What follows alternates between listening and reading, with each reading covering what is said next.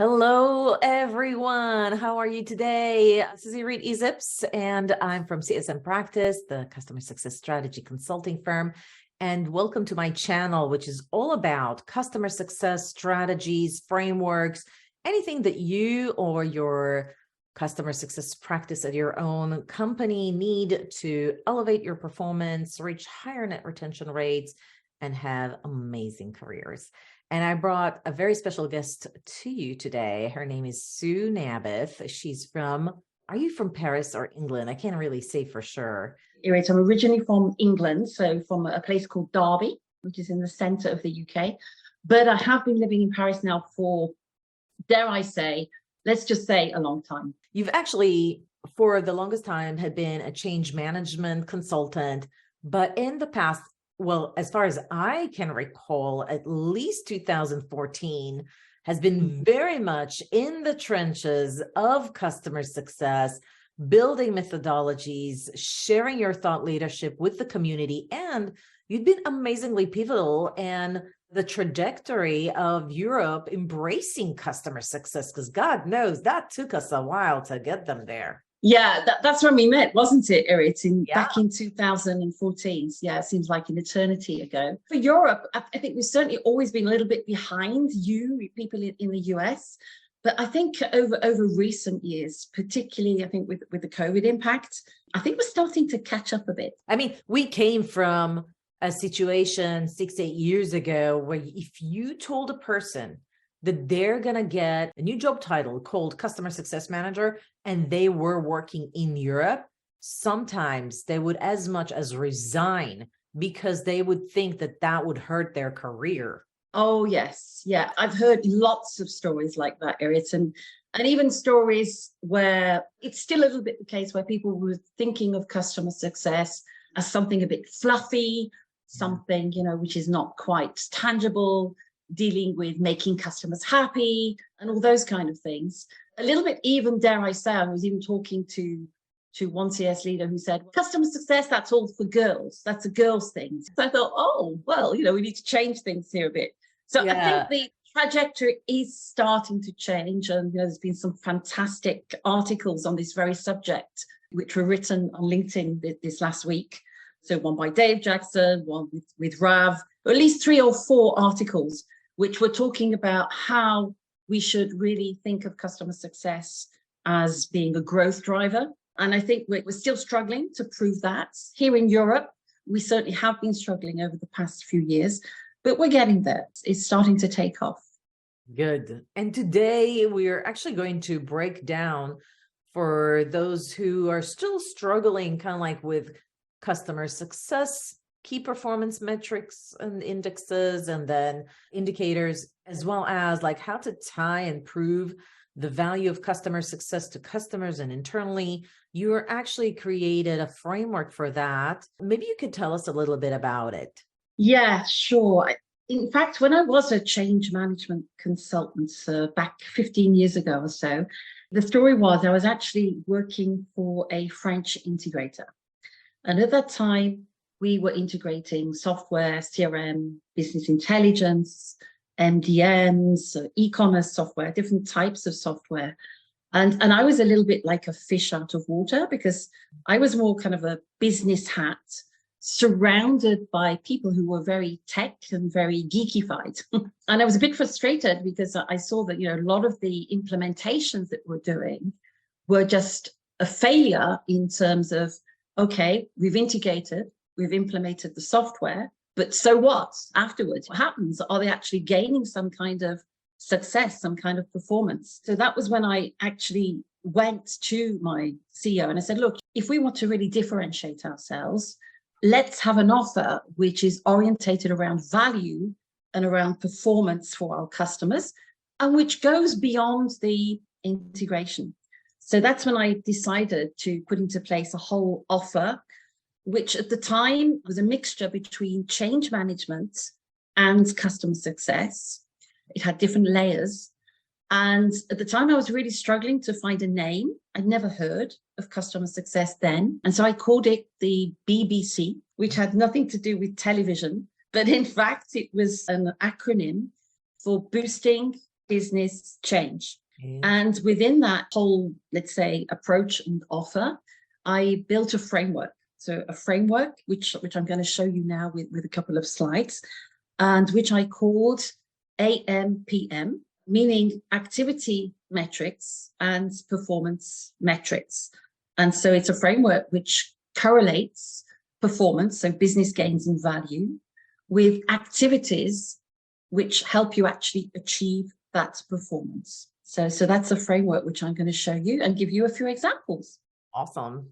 So just to probably put this in the context, and I think there's a bit of a paradox in the world of customer success today around value, because we call ourselves customer success professionals, and our mission, of course, is to help customers overcome their pain points and reach some kind of business goals. And yet, I think we're still trying in the customer success world to actually prove that. When I talk to customer success professionals and I say, what is your biggest challenge? They will immediately say, oh, aligning customer success internally and proving what I'm trying to do, what I'm trying to achieve with the internal different roles and stakeholders of the company, particularly the C-suite, and also proving my value externally to the customer. So that's a bit of a contradiction, isn't it? It's a bit of a paradox. You know, that's what we're there. That's what our mission statement is. And yet we're still struggling to do that. So this whole framework is about that. I think it's also interesting to see, and this kind of echoes what we're talking about just now, Eric. I think customer success is starting to become perceived as a growth driver. And I certainly think that we in the world of customer success are aware of that, and we're trying to do that. We're trying to get buy-in from the C-suite. We're trying to do our own storytelling internally so that all the different, especially the C-suite, will really understand what our value is. And there are some stats which I think are really interesting, which were taken last year from the TSIA report there, which show that, in fact, companies have grown their expansion charter for customer success from an enormous, well, before it was 10% in 2015 when we first met, Eric, and now it's increased to 47%. And tied in with that is a more recognition around leads generated by customer success. So that's increased since 2019 by 27%. So the famous customer success qualified leads. Yep. So that again is a great statement of how we're contributing to the bottom line. And another stat which the TSIA produced was the increase in the use of predictive analytics to predict expansion through upsells and cross-sells, and which has increased by 22% since 2020. So all in all, this just means that with customer success, we have more data, and thereby we can do better predictive analytics to increase expansions, but also the involvement of the customer success in the account in and of itself produces additional expansions in the tune of 27% increase since 2019. Yeah, exactly. And of course, as you said, with the proliferation of more data, which is in abundance, it's here, there, and everywhere, and with the tools which allow us to do that predictive analytics, you know, bringing these two together actually helps us to be more performant. So that's a great trend, isn't it? Absolutely. There's always some challenge in every sort of like growth from a professional standpoint. What are some of the challenges that you're seeing customer success are facing in that particular predicament? Yeah, well, I think really tied to that, Irit, is the KPIs by which we as customer success professionals are measured. In this slide here, you can see if you're another revenue generating role, such as marketing or sales or account management, the chances are you can move very easily from one company to another and have the same types of quota or the same types of compensation or incentive. If you're marketing, it's usually an MQL converted into SQL. If you're in sales, it's a quota. If you're in account management as well, it's always based on some kind of financial incentive. If you are in customer success, as we are, the length of different KPIs by which CS folks are measured is so long, you know, and I've only just put a few here just as an example. That is probably a problem because there are so many. At the same time, I think as customer success is positioning itself, it's probably also normal that depending on one context to another, on one company to another, that as customer success organizations are maturing, those KPIs are also evolving with the maturity of those organizations. That I can understand. It's also, I think, complicates how we as a customer success profession actually communicate what we're doing, because there are so many different KPIs. So that's a challenge. There's also other challenges related to KPIs, like sometimes they're so laggy. Okay, so let's say I trim down the number of KPIs and I just hone in on churn percentage or number of logo churn or even retention. Yeah. Sometimes I fix the onboarding. I'm not going to see the results for at least a year. Absolutely. That's another challenge, because a lot of the CS folks are measured by those lagging indicators, as you say. And so they can't prove that scope straight away. You have to wait. If you've got a license, which is 1 year, sometimes 2, sometimes more than 2 years, then that's a long time before you can actually prove your worth. That's absolutely one of the issues. And I think a lot of the time it's difficult if you're looking at the more leading indicators, some of which we saw there, like NPS score, adoption. Or even NPS score, right? Let's say you increase that. Who's to say that affects retention? Well, exactly. And this was a great subject at the Pulse Europe event. There was one session showing that there is absolutely no correlation with an increased CSAT or an increased NPS and increased retention or NRR. That was proven with data. So it means that you've probably been thinking about this all the time, because that's an obvious leading indicator, which is easy to measure. Right. And we'd be thinking, a satisfied customer or somebody who's giving a promoter score in NPS, they're bound to be the ones that are going to stay with us. But that's not the case. So that's another issue. And I think the other issue is that, especially like you had health score as one of the metrics for customer success managers. A lot of times we see companies create some sort of like a predictive analytics exercise. A statistician goes through all the data and they come up with, okay, they had more than 3 outages in the last 3 months. The likelihood of that's not very customer centric. That's very internal. Or they didn't have upsells, or if they didn't have advocacy, that's very internal. That's not customer centric. It is, exactly. And I think nearly all of our indicators which we're using in customer success today, easily measurable KPIs, but they are, as you say, they are very vendor internal centric focusing. And I haven't seen many companies where they're actually thinking about, okay, what are the KPIs which we should be measuring from the customer point of view? So hence this whole framework around A.M.P.M. And just the final point, which is related to what we're talking, mentioning health scores, is that I think that all the KPIs which we're measuring right now are very risk focused. So it's a very negative way of looking at the whole mission of customer success. I keep mentioning before we were talking about we are churn busters in customer success. And so it's a very negative and risk connotation around customer success. And I think we should break with that. Talking about CS as being a growth driver, then we should be thinking more positively and more on the bright side of things. Yeah. Hey, listen, it wouldn't be uncommon for me to see a health score riddled with how many support tickets do they have? How many outages? What version are they on? Like all these like things that executive left, like all these things that would potentially say, hey, this is going in a negative way, because the entire health score is to say, are they going to churn? So if you constructed it in a positive way, what would that look like? So that's exactly it. I think we should stop talking about negative things. And just here on this slide, you can see that a lot of the time, the different buckets of KPIs that we're talking about, which are the leading indicators, such as usage, adoption, feature usage, etc. We're talking about brand engagement as well. So that's another leading indicator. CS and NPS we spoke about.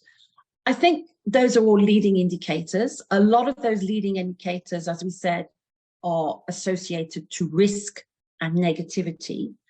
And I think if we're trying to think more positively, we should be thinking about indicators which are going to measure customer performance. And to be honest, I haven't seen companies who are actually doing this. I think this really represents the weakest link in what we're measuring today in customer success. I think some companies I've certainly seen who are striving to measure first time to value, which is positive. That's great. And it's usually measured during the onboarding process. But then afterwards, so what? What happens after you've got the first time to value? So what's really missing, I think, today in the world of customer success is the continued ongoing measurement of positive customer outcomes after this first time to value.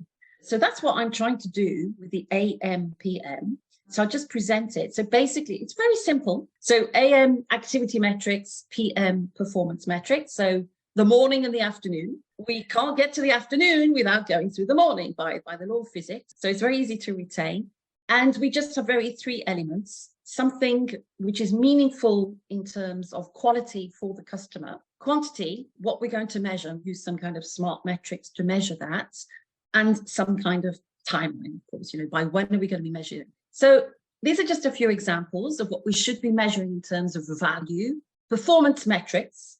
So usually with our customers, we should be measuring something which resembles the following. And of course, depending on which vertical, depending on the kind of software that you are selling, there will be different variants of these. It could be forecast benefits. It could be decreasing the number of hours that you're working, increasing productivity, increasing added value tasks as a consequence of saving time. So those are kind of business benefits, but often there's a very more personal benefit involved, whereas the people that you're actually talking with, the stakeholders, the managers of the teams, probably the economic buyer, what they're concerned is to be looking good in front of their peers and colleagues. So there's probably a personal attachment, probably thanks to my use of your tool, I can get promoted. I'm going to be looking really good in front of my colleagues and be considered a real heroine or a real hero. So those are all the kind of things that we need to find out.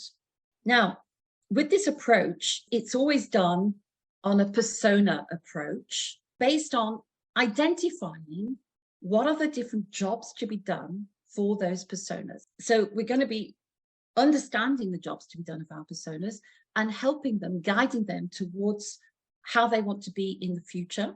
And this is where the framework comes in. Activity measurement really translates as what will be the leading indicators which you will be recommending, guiding your customer to do in order to get to their performance measurement, which will for them be a lagging indicator. So to give an example, here we have a persona. This is a sales rep. Let's imagine that we're selling Salesforce, for example. And the typical jobs to be done for a sales rep are create a business pipeline, nurture prospects, make business proposals, close deals, and send up follow-ups when they sign contracts. Typical jobs to be done. So what we would do is then for each of those jobs to be done, we would just very simply map out for each of those personas and jobs to be done, what would be a related performance metric. So here we've got something which is very tangible. Their objective is to increase closed proposals by 4% by the end of this year. That's the performance metric. That's what we're going to be measuring with a deadline. How are they going to get there? So you as a CSM, we would be actually recommending them to do certain things within the tool. Create a success plan. Exactly. It would be part of the success plan. Absolutely. So we would recommend them to, these are three examples, to increase the volume of the proposals by 5% per month. We would ask them, we would propose them to have a target of minimum 50% in their ideal customer profile in order to reach that closed proposal. And also the other thing that we should recommend, which is more behavior, is to stop using their previous proposal tool that we're using, their legacy tool. So that's a very simple example. Now, what I've just shown here are tool usage examples. Now, there is a problem and a challenge, I think, with just focusing, as we do in customer success, on tools, because it's the easy part, it's the emerge part of the iceberg, and it's very easy to see for us and for our customers. And we probably have a lot of data around that, around usage, around the integration, around the setup, the adoption.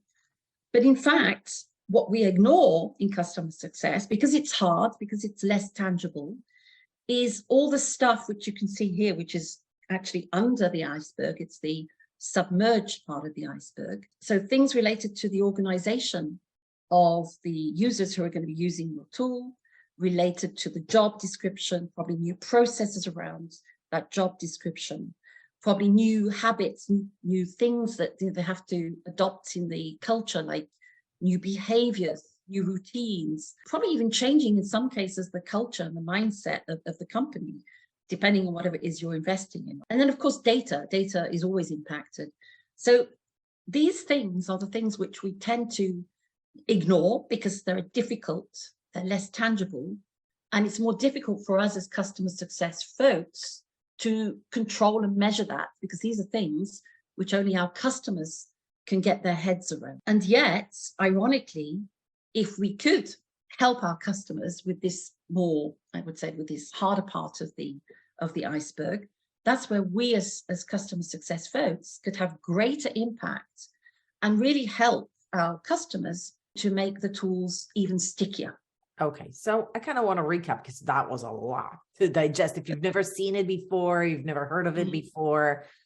The first thing that you said was, listen, when you create goals, don't just create the goals for the company or the organization. Also think about your client stakeholders. What's in it for them? How can you make them a hero? What's important for them? And do the due diligence on both. I would also recommend that you shared a couple of examples of how can you target, what would be your success indicators for that specific period or for that specific organization as they start using your solutions, so that it's meaningful to the team that you're working with at the client side. So if it's a marketing team, it would be this. If it's a sales team, you gave some examples of what could, like, performance improvement could be for sales teams, if that's your client persona. So I think that's all very, very valid. And then you say, okay, so now what you want to do is that with the A.M.P.M framework, you kind of want to say a couple of things. So first off is, how am I going to measure the actual activities, meaning my leading indicators that a change is starting? Because before I see churn being reduced, which might take me a year, I can already say that I'm impacting changes in the culture, in how people work, in optimizing processes. And that might be something that's much, much easier to track and measure. But also, what are my performance metrics, which are my lagging indicators that really define that we have achieved those high-level performance goals that we identified right from the start, from the beginning. And so then you're saying, okay, as a customer success manager, so now that we know what metrics to assign and how to pick out goal and how to make them super personal so that we can get that enrollment, you're saying, hey, Ari, that's not even enough. It's not enough to create a success plan that says, for you to achieve better performance as a sales rep, you need to use this feature, that feature, do it like that. No, you actually need to think about all the different things related to impacting change in the organization. Yeah. And that's where the secret sauce of change management empowerment comes. With your amazing background, you're saying, look, don't just make recommendations on how to set up the tool and what features to use. So that would be the software. Also think about the fleshware. Absolutely. And the fleshware is the hardest part, you see, and that's where even the customer, even the people internally at the customer, it's something which probably they don't address because they don't know how to always address it. So that's it. So you're almost saying that customer success managers need to be pretty much as they can experts on change management. Yeah, I mean, they can't actually do the change management on behalf of their customer, but I think they can certainly give guidelines on change management. And you know how we're always doing trainings for the tool. We could think about, why not doing trainings for the stakeholders and the managers of the teams who are directly using the tool on what they should be doing in terms of change management. That we can do. 100% agree with you. And so this is a shout out to anybody that's watching the video or listening to this podcast. Start thinking about, if you're a CSM getting trained on change management, and if you're an executive of a customer success team, train them on change management, because it's not enough to give recommendations to a customer. You actually have to walk them through how to do train the trainer or hold them accountable to changing the behavior, which is the hardest part. Absolutely. Some companies probably have, and I've started to see some companies who have some kind of professional service team who are trying to help the probably top tier customers do change management. But I think we as CS, that's kind of the next step of what we can do in terms of our added value. Absolutely. So the framework has AM and PM metrics. AM metrics are the activity metrics. PM metrics are the performance metrics. Give me some examples for activity metrics that you would recommend customer success managers or customer success teams to track. Absolutely. So here, for example, in this next slide, you can see that we have the typical tool adoption. So that's what we're doing traditionally in customer success right now. Right. Activity, monthly active users, whatever. Now I'm going to show you some organization examples of activity metrics. Perhaps whatever tool it is that thing is going to impact the way they are organized. So it could mean that their roles and responsibilities change. I remember when I was deploying CRMs years ago, 20 years ago, I was deploying CRMs like Siebel, for example, and the roles of the salespeople change. It could change because they were using a new CRM piece of software. Their objectives could change. So all these organizational things are things which you can ask your customer to measure as a result of putting in the software. That's something which you can measure. From a process point of view, it's even easier to measure because coming back to the CRM, or even just thinking of implementing a customer success platform, just think about it. When you're implementing a customer success platform, the processes which you're using will be changed by that implementation. Yeah. So there could be new process milestones that you're putting into place. Handover meeting, for example, between the sales and the CS. That is something which you could actually track in the customer success platform and measure, how many times are you doing those handover meetings, for example? Are they done in a timely fashion? Are they done before we have the business review or whatever it is? So you can measure those. There are probably new checkpoints which you're putting into place around that process. So again, that is something. Checkpoint, for example, it could be before the business review, we need to check that we've got this, and this in place, that we've done this, and that the customer has done this. Checkpoint. You can measure that. That's part of the process. Okay. So that's an example. Behavior, that's another thing which you can ask your customers to track. There could be, as a consequence of putting your platform into place, there could be new ways of communicating, new pitching. For example, there are lots of teams right now where the sales teams are adopting value selling. So in adopting value selling, that is changing their whole way of communicating to their customers and pitching. So that's an example. Behavior, I had a great example with one of our customers. They were implementing Salesforce and they wanted 100% adoption after 3 months. And they had the most fantastic VP of sales. He was a great guy. I loved him to bits. And he said, right, we're going to change our habits. Every morning, your morning reflex will be, before you have your cup of coffee, to go onto your dashboard in Salesforce. That will be your new behavior. That instead of having your cup of coffee in the morning, that will be your new behavior. And then you can have your cup of coffee. So we saw peaks of adoption every morning at 8:30 in the morning, and you can see, oh, okay, everybody's doing this. Wow. So that's just an example of how to measure behavior. And of course, there are soft skills as well, which you can measure. So it could be new ways, as I said, of communicating, new ways of perhaps how you're dealing with customers in a different way, different soft skills, how you're handling objections, you're a salesperson, and you could actually measure these kind of things with some kind of checklist. That's really cool. I think all of these examples are so spot on. What about lagging indicators? Do you have some examples of what CSMs, how would they pick and choose performance metrics versus these types of activity metrics? Yes. So just to have an example here, this time it's an SDR, a sales development rep. And here, for example, the performance metric is to increase the number of SQLs by 5% by the end of the year.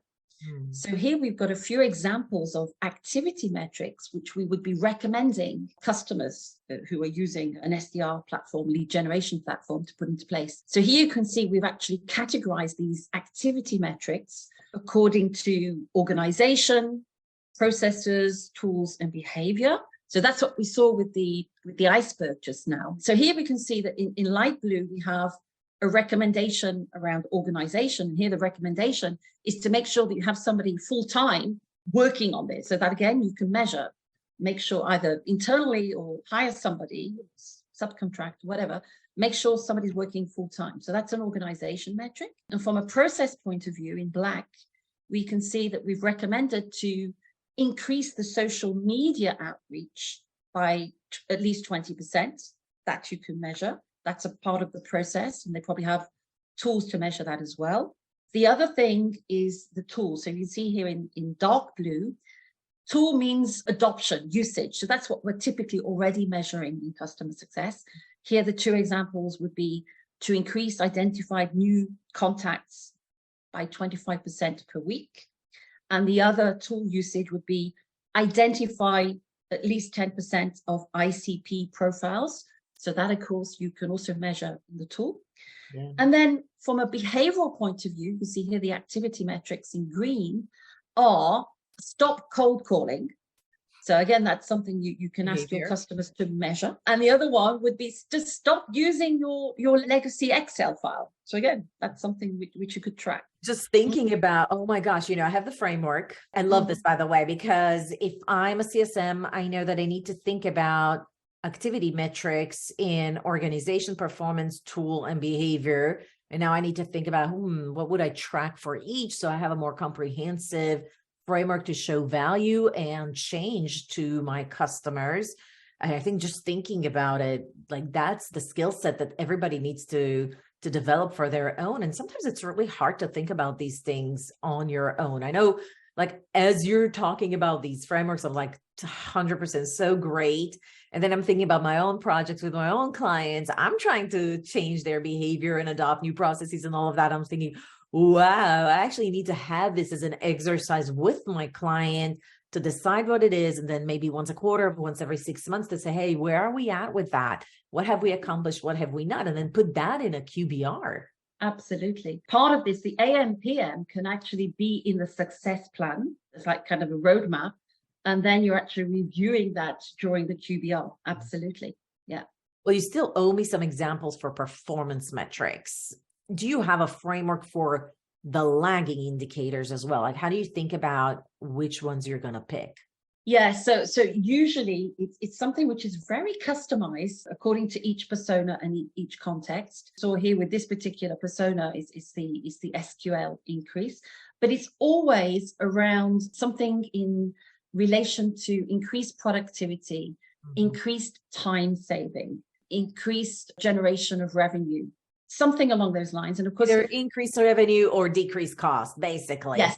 Or decrease costs, exactly. And it's something which you need to be very specific about as well. And it is difficult, as you say, it is difficult. Usually what I recommend is that you get people together, you get the customer success folks, you get the sales folks in as well, you get the account manager, whoever's involved in something which is related to the commercial and the finance aspects of things. And you brainstorm together.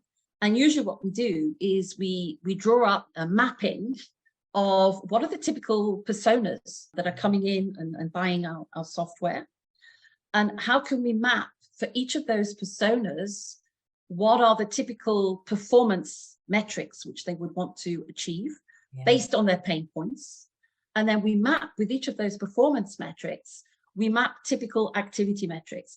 So in fact, we have a whole mapping which is going to be a reflection of customer base and ideal customer profiles, so that when we're actually coming in and we're actually doing new onboarding for those customers as they're coming in, we can actually say, look, we've had customers in a similar situation to you, and typically they have been trying to aim to reach this and this performance target, and this is how we've recommended, and this is how they've actually achieved success. Well, I love this framework. I think it will help a lot of customer success managers elevate their game from just being so narrowly focused on increasing adoption of the tool to actually creating change management within the organization, elevate it to the business language, to the persona language, talk about not just changing how they're using the tool, but how does this impact their organization, role definition, behaviors, processes, all of those should be part of the conversation.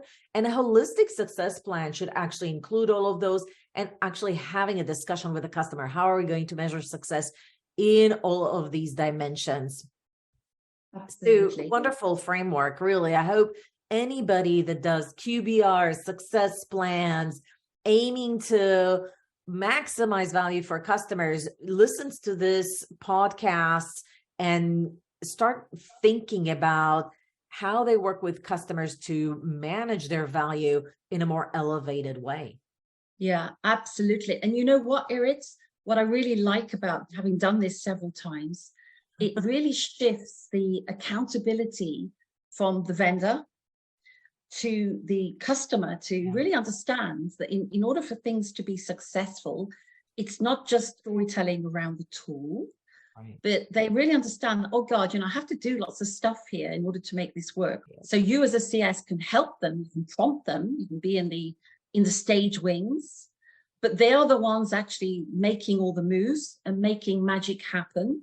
And that makes them the heroes or the heroines. I agree. Yes. This is absolutely a fantastic session. And I really want to thank you for sharing your thought leadership, your framework. It's so well thought out. And I think you bring in those themes from your change management expertise to really elevate the whole conversations around creating success for customers. Absolutely. Well, listen, it's always a pleasure, Irit. And thank you for our 6 or 7 years of friendship. Yes. Love you so much. Guys, You if too. you look for a customer success consultant that can help elevate your strategy around how you talk to customers, how you bring value to customers, how you change your success plan game, reach out to Success Chains. They're located both in Europe and in the US. It's a team of 3 with Kelly Lucas, Sue Nabeth, of course, and then Jason Whitehead. So thank you so much for bringing your theme here to our show and sharing it with everyone. Thank you so much, Irit. And thank you everyone for listening. And we'll be in touch very soon. All right, guys, if you enjoyed this video, don't forget to give it a like, subscribe to our channel. It helps a lot. And don't forget to turn on the notification button so that you don't miss out on any future videos. As usual, I'll see you at the next video.